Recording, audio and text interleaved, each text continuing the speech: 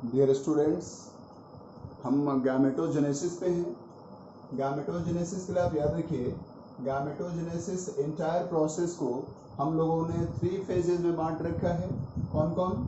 तो first multiplication phase, that is phase of mitosis. Second is growth phase. Maturation phase में जाने से पहले जो सेल्स कंसर्न सेल्स हैं वो अपनी न्यूट्रिशनल डिमांड पूरा करते हैं ग्रोथ फेज में, तो ये सेकेंड फेज हो गया गैमेटोजेनेसिस का। और जो थर्ड फेज है that is phase of meiosis, उसे हम मैचुरेशन फेज कहते हैं। और मैचुरेशन फेज 2 पार्ट में बटा हुआ है, क्योंकि मियोसिस 2 स्टेप मियोसिस है, 2 स्टेप प्रोसेस है ये। तो मैचुरेशन फेज चूंकि फेज ऑफ मियोसिस है, तो इसमें हम लोगों ने 2 पार्ट कर रखा है, मियोसिस 1 एंड मियोसिस 2, यानी मैचुरेशन 1 एंड मैचुरेशन 2।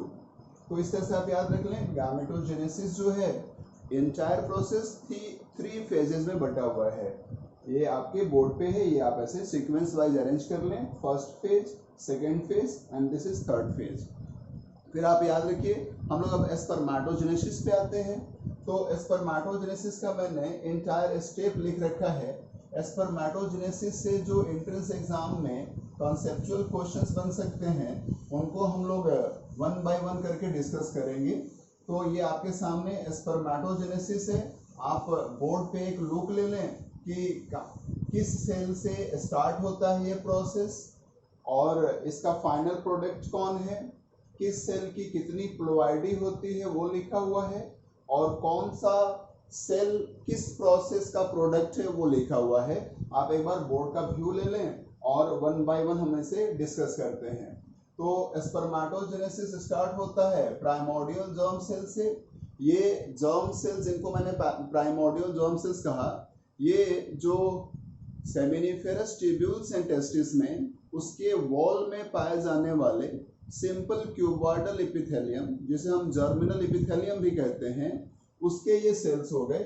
यानी ये क्यूबॉइडल एपिथेलियल सेल्स हैं और इनसे ये स्पर्मेटोजेनेसिस प्रोसेस स्टार्ट होता है। तो ये माइटोटिकली डिवाइड होते हैं और इनका माइटोटिक प्रोडक्ट कौन हो गया? स्पर्मेटोगोनिया। फिर जितने स्पर्मेटोगोनिया बनते रहते हैं प्राइमोर्डियल जर्म सेल से, ये डिफरेंशिएशन प्रोसेस को जाते हैं। ये 2 टाइप में डिफरेंशिएट होते हैं स्पर्मेटोगोनिया। कौन कौन? तो type A spermatogonia and type B spermatogonia. जो टाइप ए स्पर्मेटोगोनिया है वो प्राइमोर्डियल जर्म सेल्स की तरह ही इमीडिएटली माइटोटिकली डिवाइड करता है, और type A spermatogonia mitotically divide होकर के अपना खुद का ही नंबर, यानी स्पर्मेटोगोनिया का नंबर कंटिन्यूअसली इंक्रीज करते रहता है। और जो टाइप बी स्पर्मेटोगोनिया है, फर्दर ये स्पर्मेटोजेनेसिस प्रोसेस को कंटिन्यूड करता है, यानी टाइप बी जो है वो ग्रोथ फेज में जाता है और नेक्स्ट जो प्रोडक्ट होते हैं उन्हें फॉर्म करता है। तो टाइप बी स्पर्मेटोगोनिया का कौन प्रोडक्ट हो गया? Primary spermatocyte. आप याद रखिए, टाइप बी स्पर्मेटोगोनिया जब साइज में ग्रो कर लेता है, न्यूट्रिशनल डिमांड पूरा कर लेता है, तब हम टाइप बी स्पर्मेटोगोनिया को ही प्राइमरी स्पर्मेटोसाइट कहते हैं।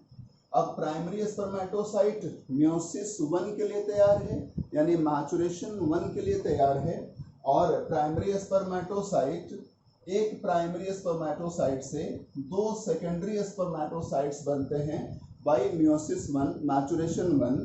और फिर सेकेंडरी स्पर्मेटोसाइट, याद रखेंगे यहाँ से प्लोइडी में चेंज नोटिस कर रहे होंगे आप। प्राइमरी स्पर्मेटोसाइट तक जितने भी सेल कंसर्न सेल्स हैं वो सब डिप्लॉइड हैं, और सेकेंडरी स्पर्मेटोसाइट और उससे आगे के जो सेल्स होंगे, प्रोडक्ट्स होंगे, वो सब हैप्लॉइड होंगे। तो सेकेंडरी स्पर्मेटोसाइट्स मियोसिस 1 के प्रोडक्ट हैं और ये मियोसिस 2 से डिवाइड करेंगे और ये फॉर्म करते हैं स्पर्मेटिड्स। स्पर्मेटिड्स जो हैं आप याद रखेंगे, ये नियरली सर्कुलर सेल्स हैं, लगभग आप ओवल भी कर सकते हैं। तो स्पर्मेटिड्स जो हैं, यहाँ तक स्पर्मेटोजेनेसिस प्रोसेस का जो बेसिक फेजेस हैं वो कंप्लीट हो चुके हैं स्पर्मेटिड्स के प्रोडक्शन तक। अब याद देखिए, स्पर्मेटिड मेल बॉडी का प्रोडक्ट है और इसमें कुछ मॉर्फोलॉजिकल चेंजेस की रिक्वायरमेंट है जिससे ये फीमेल बॉडी में जाए, जो जेनेटिकली डिफरेंट बॉडी है, तो वहाँ के इम्यून रिस्पॉन्सेस से भी बच जाए और वहाँ पे जाके ये ओवम को, जो कि एक फीमेल बॉडी का ही एक सेल है, फीमेल बॉडी में वैरायटी ऑफ सेल्स के बीच में एक हैप्लॉइड सेल है ओवम, जिसे रिकॉग्नाइज करके उसे फर्टिलाइज करना है। तो स्पर्मेटिड जो होता है वो कैपेबल नहीं है कि अपने आप को वो प्रोटेक्ट कर सके, फीमेल बॉडी में जा करके उसके लोकल इम्यून रिस्पॉन्स से अपने आप को बचा सके। ना ये स्विमिंग में कैपेबल है और ना ही ये रिकॉग्निशन कैपेसिटी रखता है कि इंटायर पॉपुलेशन ऑफ सेल्स जो फीमेल बॉडी में है उसमें जो जिसे फर्टिलाइज करना है वो कौन सा सेल है, इसमें ये कैपेबल नहीं कि उसे रिकॉग्नाइज कर सके। तो स्पर्मेटिड्स में जो रिक्वायर्ड मॉर्फोलॉजिकल चेंजेस ताकि स्पर्म ओवम को फर्टिलाइज कर सके, इस पर्पस से जो भी रिक्वायरमेंट्स हैं, जो भी नीड्स हैं स्पर्मेटिड्स की, उसे पूरा करने के लिए एक प्रोसेस होता है स्पर्मियोजेनेसिस। और स्पर्मियोजेनेसिस को आप इंट्रोड्यूस कर सकते हैं कि ये स्पर्मेटिड में होने वाला मॉर्फोलॉजिकल चेंजेस का कलेक्टिव नेम है। जितनी सारी मॉर्फोलॉजिकल चेंजेस आती हैं स्पर्मेटिड्स में ताकि वो एक फंक्शनल स्पर्म का शेप ले सके और जो फंक्शन स्पर्म का उसे एक्वायर कर सके, तो उसके लिए जो प्रोसेस है, मॉर्फोलॉजिकल चेंजेस से रिलेटेड जो प्रोसेस है, उसे हमने स्पर्मियोजेनेसिस नाम दे रखा है। इससे स्पर्मेटिड्स कन्वर्ट होते हैं स्पर्म्स में। तो चूंकि याद रखिए ये कोई डिविजनल प्रोसेस नहीं है, इसलिए स्पर्मेटिड्स की जो प्लॉइडी होगी वही प्लॉइडी स्पर्म्स की भी रह जाती है। अब हम यहाँ पे ध्यान रखेंगे, सबसे ज़्यादा यहाँ पे स्पर्मेटोजेनेसिस में कुछ इंपॉर्टेंट क्वेश्चंस हैं, जैसे वन प्राइमरी स्पर्मेटोसाइट से कितने स्पर्मेटोजोआ प्रोड्यूस होंगे। तो वन प्राइमरी स्पर्मेटोसाइट से 2 secondary spermatocytes and each secondary spermatocyte से 2 spermatids and each spermatids converted into sperm।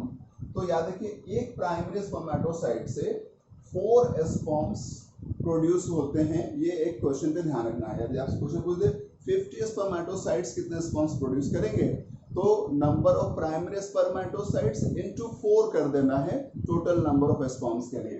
दूसरा इसका एक रेगुलेशन पूछा जाता है कि स्पर्मेटोजेनेसिस को रेगुलेट करने वाले कौन कौन से रिलेटेड हार्मोन्स हैं। तो आइए हम लोग हार्मोन्स पे बात करते हैं। स्पर्मेटोजेनेसिस के रेगुलेशन से जो रिलेटेड हार्मोन्स हैं उनकी बात करते हैं हम लोग। तो याद रखिए आप कौन कौन से हार्मोन्स यहाँ इंपॉर्टेंट रोल प्ले करते हैं। पहले तो आप उनका नाम याद कर लीजिए। टेस्टोस्टेरोन हो गया, FSH हो गया और इनहिबिन हो गया। यहाँ से आप ले लें। सबसे पहले तो जानिए इनके डायरेक्ट एक्शंस कहाँ पे हैं। इंटायर स्पर्मेटोजेनेसिस आपके सामने है। तो याद है कि टेस्टोस्टेरोन फर्स्ट प्रोसेस के लिए रिक्वायर्ड है, यानी टेस्टोस्टेरोन कह लीजिए कि स्पर्मेटोजेनेसिस प्रोसेस को इनिशिएट करता है, क्योंकि जो फर्स्ट प्रोसेस है, फर्स्ट स्टेप जो मल्टीप्लिकेशन फेज होता है, तो मल्टीप्लिकेशन फेज के लिए रिक्वायर्ड हार्मोन है टेस्टोस्टेरोन। अब यहाँ से याद रखिए FSH का कहाँ पे रोल है। तो जस्ट स्पर्मेटोजेनेसिस का जो लास्ट स्टेप है, लास्ट स्टेप कौन सा है, स्पर्मियोजेनेसिस। तो FSH का इफेक्ट लास्ट फाइनल प्रोसेस पे है, फाइनल फेज पे है, यानी स्पर्मियोजेनेसिस के लिए रिस्पॉन्सिबल है FSH। टेस्टोस्टेरोन किसके लिए रिस्पॉन्सिबल है, तो मल्टीप्लिकेशन फेज के लिए। जो फर्स्ट फेज है multiplication phase, phase of mitosis, उसके लिए टेस्टोस्टेरोन रिस्पॉन्सिबल है।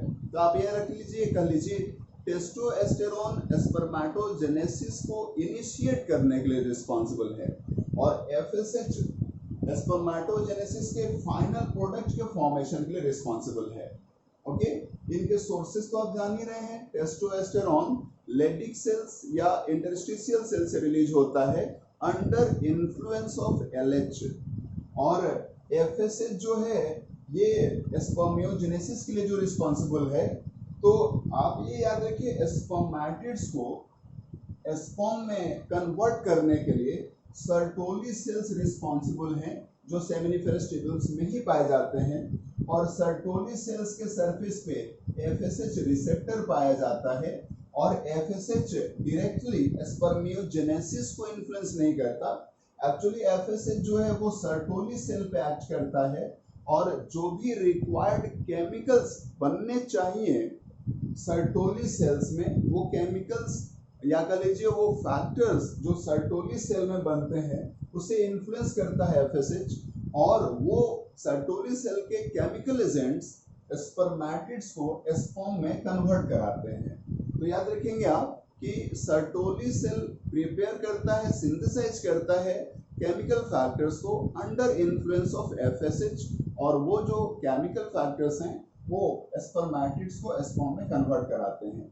फिर याद रखेंगे आप कि जब एक्सेस प्रोडक्शन होने लगता है स्पर्म्स का और स्पर्मेटिड का नंबर तब घटने लगेगा, क्योंकि स्पर्मेटिड्स ही कन्वर्ट होते हैं स्पर्म्स में, तो स्पर्म्स का जब रिक्वायर्ड नंबर से नंबर एक्सीड करने लगेगा और स्पर्मेटिड्स जो होंगे उनका नंबर रिलेटिवली फिर कम होने लगेगा, तो जो अननेसेसरी स्पर्म्स बनेंगे, अनरिक्वायर्ड स्पर्म्स जो बनेंगे, वो ऐसे भी फैगोसाइटोज्ड होंगे डेड होने के बाद, और स्पर्मेटिड्स का जो नंबर कम हो जाएगा तो फर्दर आगे जब रिक्वायरमेंट होगी स्पर्म्स की तो स्पर्म का डिमांड पूरा नहीं हो पाएगा। तो यहाँ पे एक निगेटिव फीडबैक की भी जरूरत है, एक इनहिबिटरी रिस्पॉन्स की भी रिक्वायरमेंट होती है। तो जब ऐसे सिचुएशंस आते हैं तो सर्टोली सेल रिलीज करता है इनहिबिन। याद रखेंगे आप, सर्टोली सेल का सिक्रेशन है इनहिबिन, और इनहिबिन जो होता है वो एफएसएच सिक्रेशन को सप्रेस करता है। तो फिर एफएसएच का जब लेवल डाउन होने लगेगा, सर्टोली सेल्स केमिकल फैक्टर्स जो स्पर्मेटिड्स को स्पर्म में कन्वर्ट कराने के लिए सिंथेसाइज कर रहा है सर्टोली सेल, एफएसएच के लेवल के डाउन होने पे फिर वो केमिकल फैक्टर्स सर्टोली सेल में रिलेटिवली स्लो रेट से सिंथेसाइज होंगे। तो फिर ये जो प्रोसेस का जो स्पीड है या जो रेट है स्पर्मियोजेनेसिस का वो स्लो हो जाएगा और अननेसेसरी स्पर्म्स का प्रोडक्शन नहीं होगा। तो इस तरह से आप ध्यान रखेंगे। आपको यदि ये ध्यान रखिए, इस तरह से हम कंक्लूजन लिख दे रहा हूं मैं, स्पर्मेटिड्स जो हैं ये स्पर्म में कन्वर्ट होते हैं, तो इस प्रोसेस को जो एफएसएच हार्मोन है ये फेवर करेगा। फेवर करने के लिए मैंने प्लस लिख दिया। और जो इनहिबिन हार्मोन है ये इस प्रोसेस को नेगेटिव फीडबैक रखता है, मतलब डिस्करेज करता है। तो यदि आपसे पूछा जाए कि स्पर्मेटिड्स का नंबर कौन हार्मोन कम कराता है, डिक्रीज करा देगा स्पर्मेटिड का नंबर, तो आपका आंसर होगा एफएसएच, क्योंकि एफएसएच स्पर्मेटिड्स को स्पर्म में कन्वर्ट करता है, तो स्पर्मेटिड्स धीरे धीरे नंबर वाइज कम होते चले जाएंगे। और पूछते कि भाई स्पर्मेटिड्स का नंबर बढ़ाता कौन है, तो इनहिबिन आंसर होगा, क्योंकि इनहिबिन इस प्रोसेस को डिस्करेज करता है, तो स्पर्मेटिड्स स्पर्म में कन्वर्ट नहीं होंगे, तो स्पर्मेटिड्स का नंबर इंक्रीज करेगा। इस तरह से आपको ध्यान रखना है। एफएसएच स्पर्म काउंट बढ़ाता है, स्पर्मेटिड का काउंटिंग कम करता है। इनहिबिन जस्ट एंटागोनिस्टिक एक्शन है, स्पर्म का नंबर कम करता है, स्पर्मेटिड का नंबर इंक्रीज कराता है। इस तरह से हम लोगों ने रेगुलेशन की बात डिस्कस कर ली। आप बोर्ड पे एक लुक ले लें, बोर्ड पे मैंने जो मैटर लिख रखा है इस पे आप 1 by 1 स्टडीज के लिए आपके लिए इंपॉर्टेंट है ये। अब हम लोग बात करेंगे कि भाई स्पर्मियोजेनेसिस जो है इसमें किस तरह के चेंजेस आते हैं, आखिर स्पर्मेटिड्स में किस तरह के चेंजेस आएंगे by the process of spermiogenesis कि हम स्पर्मेटिड को स्पर्म कह पाएंगे। तो इसके लिए हम लोग को आना होगा स्ट्रक्चर ऑफ ह्यूमन स्पर्म, और वहां पे हम लोग रिलेट करेंगे स्पर्मियोजेनेसिस में आखिर कौन कौन से इवेंट्स होते हैं। तो आप जस्ट नेक्स्ट वीडियो देखिए इसके लिए, structure of human sperm and processes events related with spermiogenesis.